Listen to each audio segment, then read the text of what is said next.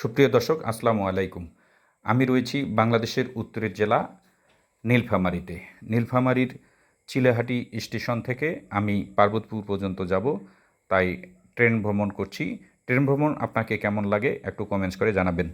বন্ধুরা, আমি এই মুহূর্তে রয়েছি নীলফামারীর এই যে ডোমার রেলওয়ে স্টেশনে। তো বাংলাদেশ 4টি ওয়েতে ভ্রমণ করা যায়। একটি হলো সড়ক পথ, একটি হলো রেলপথ, নদীপথ ও বিমানপথ অর্থাৎ আকাশপথ। তো সবচেয়ে সাশ্রয়ী রেটে আমরা রেলপথে ভ্রমণ করতে পারি। দেখুন, ডোমা রেল স্টেশনে দাঁড়িয়ে দাঁড়িয়ে বাইরের দৃশ্যগুলো কি চমৎকার, তাই না? আমি ডোমা রেল স্টেশনে দাঁড়িয়েছি।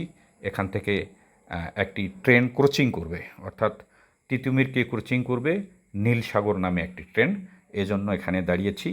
দাঁড়িয়ে ডোমা রেল স্টেশনের যে চারপাশের দৃশ্য সেটিকে আমার ক্যামেরায় ধারণ করে আপনাদের সামনে উপস্থাপন করছি।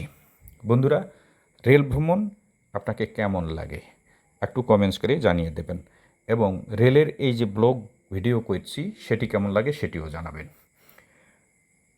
ট্রেন থেকে বাইরের দৃশ্য, সবুজ মাঠঘাট, নানান রকমের গাছপালা, সবুজ প্রকৃতি মিশে গেছে বাংলার অপূর্ব সৌন্দর্য। দেখুন কি সুন্দর দৃশ্য, বাইরে থেকে সারি সারি গাছপালা, নদী নালা, আর এরকম চমৎকার ভিউ। এটি নিশ্চয়ই আপনাদের মনে দোলা দেবে। আমি ট্রেন থেকে বাইরের দৃশ্য ধারণ করে আপনাদের সামনে উপস্থাপন করছি। যেতে যেতে রেল স্টেশনের ডানে বামে যে দৃশ্যগুলো রয়েছে সেগুলো ধারণ করছি। দেখুন কি সুন্দর, রেল লাইনটি সোজা চলে গেছে তার গন্তব্যের দিকে। এরকম সুন্দর সুন্দর ভিডিও পেতে আমার চ্যানেলটিকে সাবস্ক্রাইব করে পাশে থাকবেন। এই যে বাইরের দৃশ্যগুলো আপনাকে কেমন লাগছে? ট্রেন থেকে যখন বাইরের দৃশ্যগুলো ধারণ করা হয় তখন খুবই সুন্দর লাগে, আর এই ভিউগুলো ভিডিওর মান অনেকটা বাড়িয়ে দেয় বলে আমার বিশ্বাস। দেখুন কি সুন্দর লাগছে বাইরের দৃশ্যগুলোকে। রেল লাইনগুলো এঁকিয়ে বেঁকিয়ে চলে গেছে সোজা এক স্টেশন থেকে অন্য স্টেশনে, আর আমরা সেই ট্রেনে ভ্রমণ করছি নিজ গন্তব্যের দিকে। তো বন্ধুরা, এই যে দেখুন লোকগুলো বসে আছে, অপেক্ষা করছে তাদের কাঙ্ক্ষিত ট্রেনের জন্য।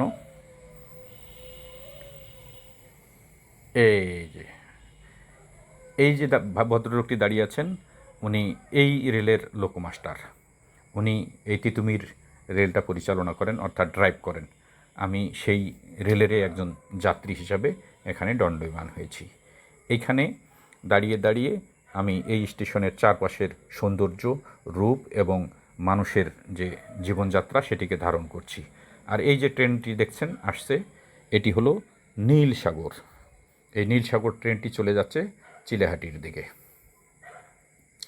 নীলসাগর ট্রেনটির রং কিন্তু নীল, অর্থাৎ নীলফামারীর নীলসাগর।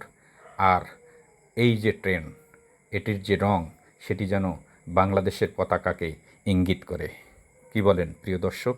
কমেন্টস করে জানাবেন। নীলফামারীর নীলসাগর অর্থাৎ নীলদিঘি আর নীল ট্রেন সব মিলে অপূর্ব এক দৃশ্য, অপূর্ব এক সৌন্দর্য।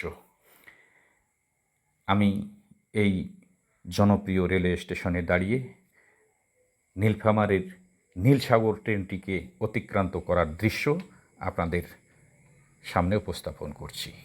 এই মুহূর্তে ট্রেনটি দাঁড়িয়েছে, যাত্রীরা নামছে আর যে যার গন্তব্যে চলে যাচ্ছেন। এখান থেকে দাঁড়িয়ে দাঁড়িয়ে নীলফামারীর নীলসাগর ট্রেনটিকে আপনাদের সামনে উপস্থাপন করছি।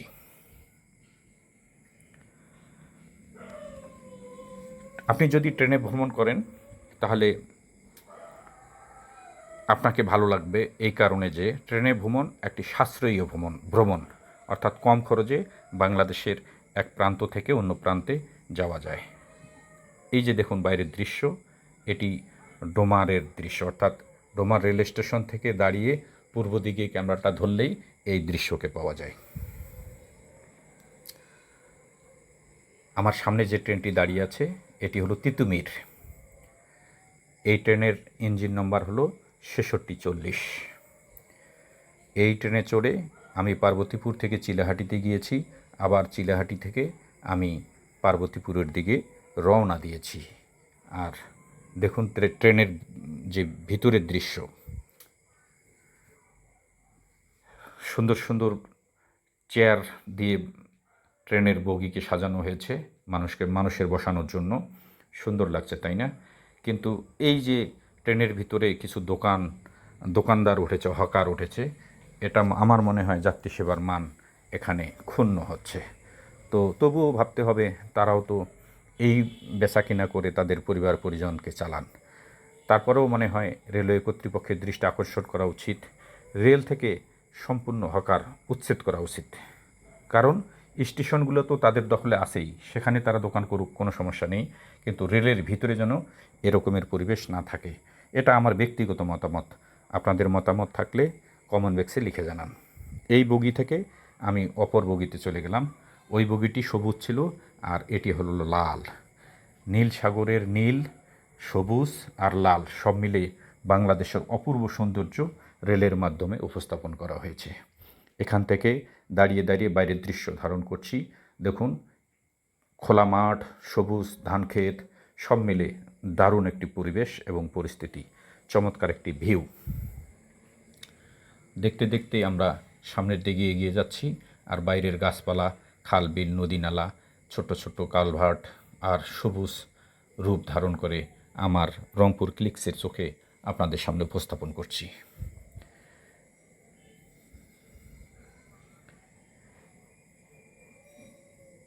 বন্ধুরা, এই মুহূর্তে আমরা সৈয়দপুরে প্রবেশ করেছি, অর্থাৎ এই যেটি সৈয়দপুর রেলওয়ে কারখানা।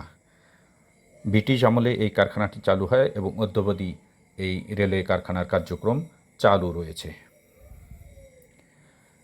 অনেক জমি রেলওয়ে কারখানার আশপাশে শত শত একর জমি নিয়ে প্রতিষ্ঠিত হয়েছে ব্রিটিশ আমলে, যেটা পাকিস্তান আমলের আগে হয়েছে, অর্থাৎ যখন ব্রিটিশ শাসন করেছে তখনই এই কারখানাটি প্রতিষ্ঠিত হয়েছে। বাংলাদেশ, ভারতসহ এই ধরনের রেলের কারখানা এবং রেলওয়ে স্টেশন প্রতিষ্ঠিত হয়ে তখন থেকে তারা যাত্রী সেবার দেওয়ার চেষ্টা করছে। এই মুহূর্তে আমি রয়েছি সৈয়দপুর রেলওয়ে স্টেশনে। এই দেখুন, এই স্টেশনটি হলো সৈয়দপুর রেলওয়ে স্টেশন। আমি সেখান থেকে আপনাদের সৈয়দপুর স্টেশনের যে ভিউ, সৈয়দপুর স্টেশনের যে দোকানপাট, স্টেশন মাস্টার বা স্টেশনটির দৈর্ঘ্যপ্রস্থ, সেটি ক্যামেরার মাধ্যমে ধারণ করার চেষ্টা করছি। এই ভিডিওগুলো আপনাকে কেমন লাগে বা ট্রেনের ভিডিওগুলো আপনাদের কেমন লাগে সেটিও কমেন্টস বক্সে লিখতে ভুলবেন না। প্রিয় দর্শক, প্রিয় বন্ধুরা, বাংলাদেশ অথবা দেশের বাইরে আপনারা যে যেখান থেকে আমার এই ভিডিওকে অবলোকন করছেন, অবশ্যই আমাকে পরামর্শ দিয়ে পাশে থাকবেন আর ভালোবেসে চ্যানেলটাকে সাবস্ক্রাইব করবেন। পার্বতীপুর রেলওয়ে স্টেশনে দাঁড়িয়ে আমাকে অতিক্রান্ত করছে সুবর্ণ এক্সপ্রেস, অর্থাৎ এটি আমাদের অতিক্রান্ত করে চিলাহাটির দিকে চলে যাচ্ছে। আর আমরা এটিকে যাওয়ার একটি সুযোগ করে দিয়েছি, অর্থাৎ তিতুমির অপর প্রান্তে দাঁড়িয়ে রয়েছে। এটি ক্রস করবে, অতঃপর আমরা চলে যাব পার্বতীপুরের উদ্দেশ্যে। আজকের জার্নি চিলাহাটি ডোমার থেকে পার্বতীপুর। পথে দেখা হবে নানান ধরনের লোকজন, স্টেশন, রেল ভ্রমণের যে সুবিধা অসুবিধা সেগুলো নিয়ে নানান কথা। তো বন্ধুরা, পার্বতীপুর থেকে চিলাহাটি পর্যন্ত মাত্র 68 কিলোমিটার এবং এর ভাড়া হলো 80 টাকা। তো ভিডিওটি কেমন লাগলো কমেন্টস করে জানাবেন, আর চ্যানেলটাকে সাবস্ক্রাইব করে আমার পাশে থাকবেন, নতুন নতুন ভিডিও পেতে সাহায্য করবেন। এই মুহূর্তে আমি আছি পার্বতীপুর রেল স্টেশন। এখান থেকে আজকের ভিডিওটা সমাপ্তি করছি। সবাই ভালো থাকবেন। আল্লাহ হাফেজ।